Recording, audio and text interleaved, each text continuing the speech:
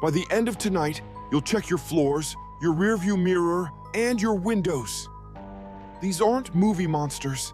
These are allegedly true encounters, the kind that swap places with your normal life and sit quietly in it. I tell them the way they were told to me, and I tell them the way they felt in the moment. The stutter in your breathing, the hum of a car behind you, and the sound of a voice you love when you know you're alone. Each story hits a different place you trust. Home, where the walls keep secrets. The open road, where authority can wear any mask. And the wilderness, where the dark learns your name. Don't miss the last one. If you've ever stayed in a cabin alone, you might never do it again. If you're new here, settle in and listen for the small things, the misplaced item, the extra set of footsteps, the knock you decide to ignore. Because the first story starts where safety should be automatic, under your feet. In the quiet crawl space below, something was breathing back.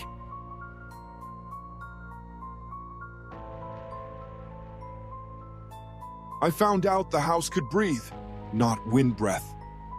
The day I moved into the split-level duplex, the landlord called the crawl space quirky, and I laughed because I didn't want to ask what that meant. Fresh paint, old dust, a coppery tang on the air. Quiet, like a held note. You tell yourself quiet is a promise. You tell yourself you're an adult, that a new key makes a place yours. That first night, I lined up my mugs, double-checked the locks, and waited for the silence to feel normal. Day 2, my toothbrush sat left of the faucet, though I always put it right. A glass I'd washed was wet again. The remote turned face down. They were tiny edits to my life, like someone was proofreading me. I blamed moving fatigue, made a note to stop being dramatic. The vents rattled when the heat kicked on. Normal, I thought, but the hallway register breathed on my ankles, damp, sweet, used air. I knelt, put my ear to the grill, and felt an exhale that didn't belong to any machine. That night, the tapping started, not random ticks, measured like fingernails learning the map of my wall. 3 taps, a glide. 3 taps. It moved from the headboard to the corner as if following studs. 313 glowed on my phone and stayed. I turned on every light because light is an argument you can win. I kept a hand on the paint. It went cold, then still. I told myself pipes. I told myself branches. I told myself anything because the alternative had a mouth. Sleep arrived in shreds. He needed proof. I set my phone on the hallway floor beside the vent, hit record, and lay there trying to breathe like a normal person breathes. In the morning, I made coffee with hands that weren't steady and listened. Room tone, fridge hum, then, at 2:41 a.m., a whisper of fabric. A soft scrape, a drag, and a cough, the kind you try to swallow in a library. I paused it and sat very still because moving would make it real, called the landlord. Probably raccoons, he said. It's an old place. Things settle. Things don't cough, I told him. He promised a guy next week. Next week meant 7 more nights with my thoughts crowding the hallway. I went to the hardware store, bought a flashlight and a dust mask, and stood in front of the crawlspace hatch behind the laundry machines. The plywood door was scarred and soft. The hinges gave with a groan. The smell that rolled out felt heavy, like it had hands. I told myself 2 minutes. Elbows and knees, I slid into a low world of beams, and pink insulation slouched like old cotton candy. My light caught a clearing. Insulation scraped aside to make an oval, the dirt tamped flat. On it, a bald hoodie. Thin blanket, a plastic bag with a few wrappers, the stump of a candle fused to a lid. Beside it lay a flashlight mummified in gray duct tape, the switch blacked out. The tape was greasy with fingerprints. Somebody had been living here. I said hello before I could stop the habit of politeness. The word died in the low dust. Something brushed plastic farther in. A slow, deliberate sound, like a hand testing a bag. I turned off the beam and backed out so fast I skinned my shoulders on a nail. Outside, the afternoon looked too clean, like a poster of safety. I called 911 from the driveway, and my voice sounded like it belonged to a stranger trying on my name. 2 officers arrived, calm voices, gloves, bigger lights. They went under while I stood useless at the hatch. When they came back, one held an evidence bag with a stack of Polaroids. The other asked, "Do you spend much time in your bedroom?" He didn't meet my eyes. The photos sat at ground level, inches above the floor, framed by slats like a vent had been tipped. My bed with sheets sunk around my legs. The bathroom doors slit with my ankles. The couch, my bare feet on the table. They didn't find anyone. Footprints, yes. Food wrappers. A toothbrush I didn't own. They asked me to stay with a friend while they increased patrols. I packed poorly, hands stupid with adrenaline, and slept at Kayla's with the lights on like a child. The next morning we went back with the officers. They unscrewed every vent cover. Air felt like an intrusion. I broke the lease and found a 3rd-floor place with no crawl space and windows that stared at treetops. A week later, a text hit my new number. "I like when you talk in your sleep about the lilac shampoo." I read it twice before understanding burned through me. Lilac sat under my old sink in a brown bottle. I never said the word out loud. You can lock doors and move upstairs and swear you'll be ready next time. But some dangers wave you down with sirens you think you're supposed to obey. Home is supposed to close around you like hands around a candle, but mine let the wind in and something worse. After that, I learned you can change locks, switch floors, sleep with lights burning, and still feel watched. Safety becomes a performance. It works right up until danger puts on a uniform. You can lock your doors, but what if danger waves you down with red and blues? If you ever drive alone at night, you'll want to know what this person did, because one choice kept me alive. I still replay it.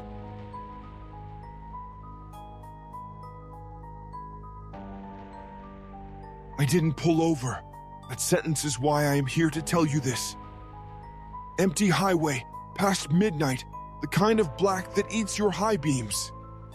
The paint stripes pulsed by like a heartbeat. Somewhere behind me, a pair of headlights stitched themselves to my bumper and wouldn't blink. At first, I tried to be generous. Maybe they were in a hurry. Maybe my cruising speed irritated them. Then the whoop of a siren snapped the night, and red and blue stuttered to life from inside their windshield.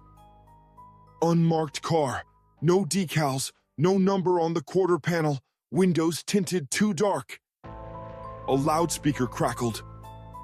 "Driver of the gray Civic, pull over, now!" My hands did that automatic thing, signal, shoulder, but a second click inside me said, "Wait!" There was nothing out here. No streetlights, no other cars, no shoulder wide enough to feel like a plan. The voice on the PA sounded wrong, too casual between commands, like someone quoting authority rather than wearing it. "Pull over right now." I put on my hazards and called 911. It rang forever. Then a woman answered in a voice that could carry you across a river. 911, what's your emergency? "There's a car trying to pull me over on Route 7, I said. "Unmarked. I'm alone. I don't feel good about it." "What's your location?" she asked. I watched the mile marker flash past. Mile 214, headed east. "Okay, keep your seatbelt on. Stay on the line with me." Papers rustled. "We do not have a unit conducting a stop at your location. Do not pull over. Can you maintain a safe speed?" "Yes," I said, though my foot was pressing hard enough to shake. The loudspeaker barked again, closer, hands where I can see them. The car swerved left so I could catch a silhouette, a ball cap, not a campaign hat, shoulders too still. "I need you to continue to a well-lit area," dispatch said. "There's a truck stop at exit 223. It's 6 miles. Use your hazards. Do not stop until you're in the light. I've notified state police. Are your doors locked?" "Yes." "Good. If they attempt to box you in, tap your brakes to create distance, but do not stop. You're doing great." The unmarked car slid up beside me, pacing my lane, then drifted toward my fender as if to herd me. I kept both hands at 10 and 2 because I needed him to see calm even if my chest was all thunder. "Pull over," he shouted, and the speaker buzzed like a bad radio. He flashed a handheld spotlight across my mirror, and my windshield turned to white fire. I stared at the right edge of the road and let the light see towards Zulk smear. "There's the exit," dispatch said. "Take it. Go straight to the pumps or the storefront. Stay in the car." The ramp felt like a throat. As soon as we rose above the trees, the world opened with sodium orange. The truck stopped glowing like an island, 20 rigs sleeping under light, a few drivers moving like slow ghosts. I rolled into the lot and parked so close to the glass that I could read the scratch-off rules taped to the door. The other car followed, coasting in behind me, idling. My fingers shook. "He's here," I whispered. "Windows up. Do not engage." "Units are 3 minutes out," dispatch said. We waited. 20 seconds turned to 30. The unmarked car stayed angled behind me at a diagonal, like a spider ready to pounce. I could see his profile now, the brim of the cap, the shape of a beard that looked drawn on in the reflection. A trucker stepped down from his cab, and another came around a diesel pump to stretch. Witnesses. The driver behind me twitched, as if remembering how time works. He clicked off the lights and rolled forward. As he passed my hood, he reached up through his window with a bare arm and peeled a magnetic light bar off his roof like it was nothing. He tossed it to the passenger seat, eyes straight ahead, then slid into the exit lane and appeared like a deer into the tree line. I sobbed once and swallowed it. "He left," I told dispatch. "Stay seated," she said. "Trooper is pulling in now." Blue strobes turned the storefront glass into an aquarium. The trooper who took my statement was kind in that careful way trained people are when you might fall apart if they move too fast. He wrote down my fractured details, black sedan, magnetic lights, the way the voice sounded like an impression. Partial plate, something 7Z maybe. "We've had reports. It's smart you called. Most legitimate stops at night will be in marked units. If you're ever unsure, call. We'll always confirm." I nodded like a metronome and drove home with the radio silent and both hands clenched. Relief is a hangover that gets worse when you get safe. I parked under my building's tired security light and went inside without looking back, because I didn't want to see if anyone parked across the street. Morning pretends everything was dramatic and now resolved. The sun made my hood warm. Birds made small, forgiving sounds. I almost let it rewrite the night. Then I saw it. A white zip tie looped under my driver's side wiper, cinched but loose, tail neatly clipped. It hadn't been there yesterday. I lifted it and my stomach locked. I took a photo and brought it to the station. The desk officer frowned in a way that meant he recognized the shape of fear and the object causing it. "We've seen that," he said. "Sometimes they mark cars. Sometimes it's for later. Keep your doors locked. Be aware." No arrest, no closure. Just a plastic ring and a voice in my head that borrows authority. On the highway, I had light and people to run toward. But there are places where the dark stands still and calls your name. And when it sounds familiar, running isn't an option. On the highway, motion keeps fear behind you. You can chase light, find witnesses, outpace a lie with a badge. At a cabin, the darkness comes to you. It presses its face to the windows and waits for breathing to slow. There's no shoulder to aim, for no clerk behind glass, only timber, frost, and your name hanging in the air like bait. I didn't have sirens to ignore. I had a porch light and a voice that knew my name, and it didn't belong to anyone alive that night.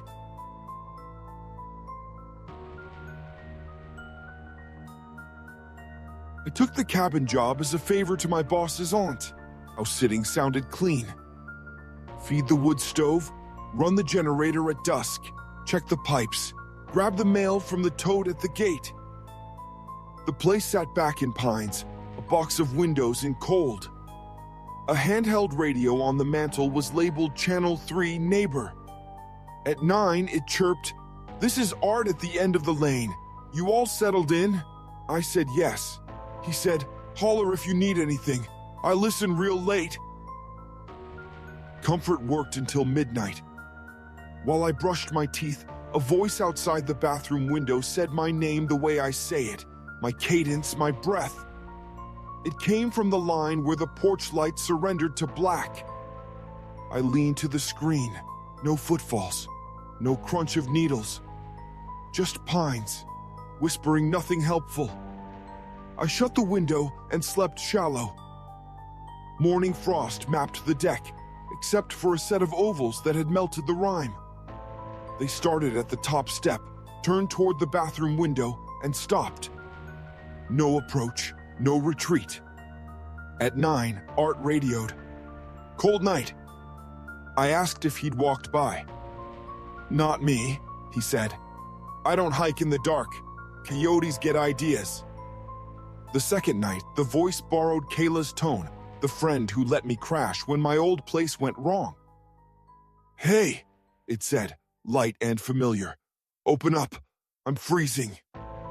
My hands went to the deadbolt before my brain caught up. The gate was chained. Her car couldn't be there. I swallowed her name.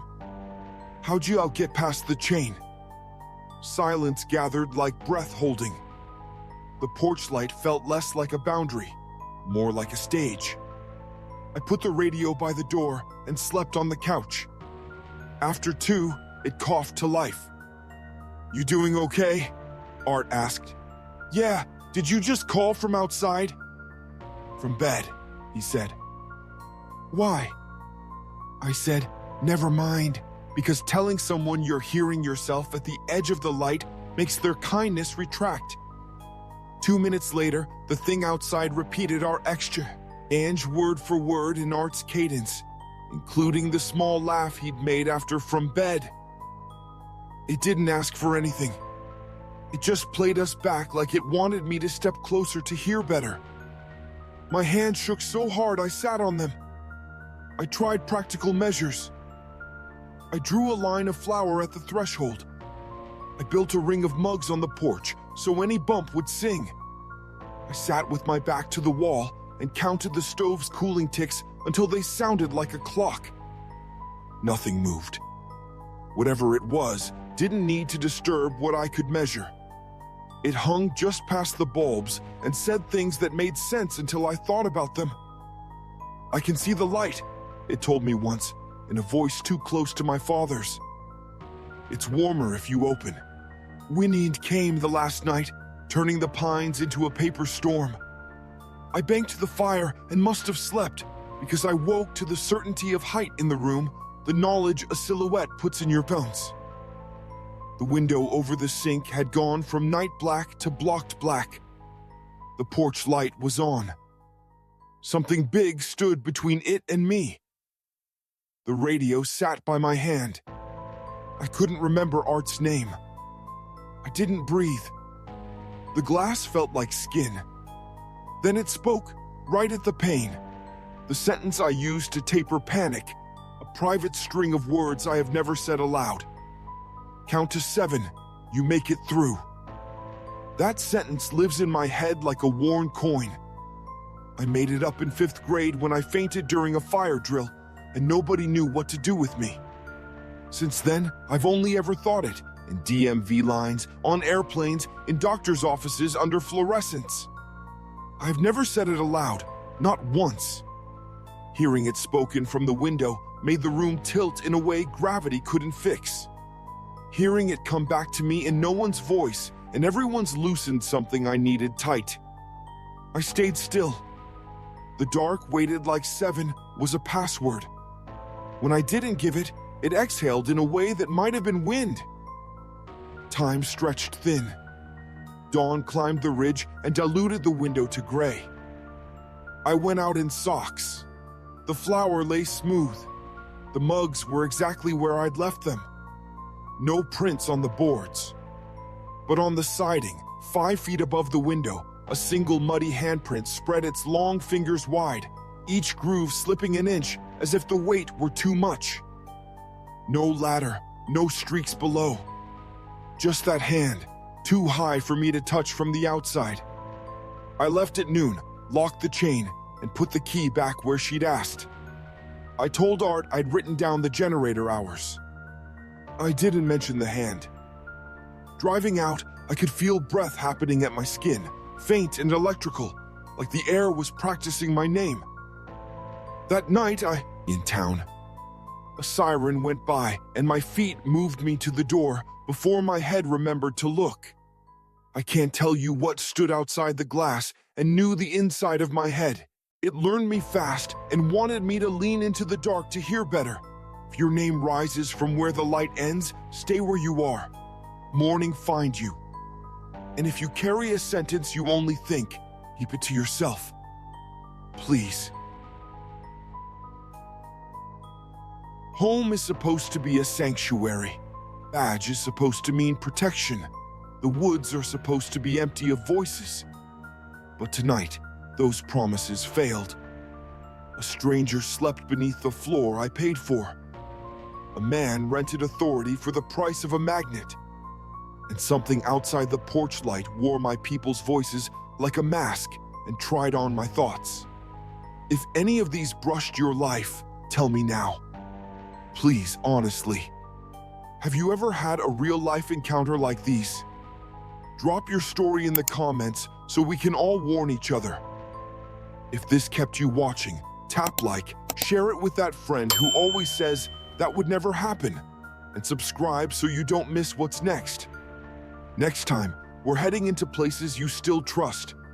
A library after close, a hotel hallway past midnight, and a path where footsteps answer back. Until then, lock what you can, question what you can't. If something outside says your name tonight, don't answer back.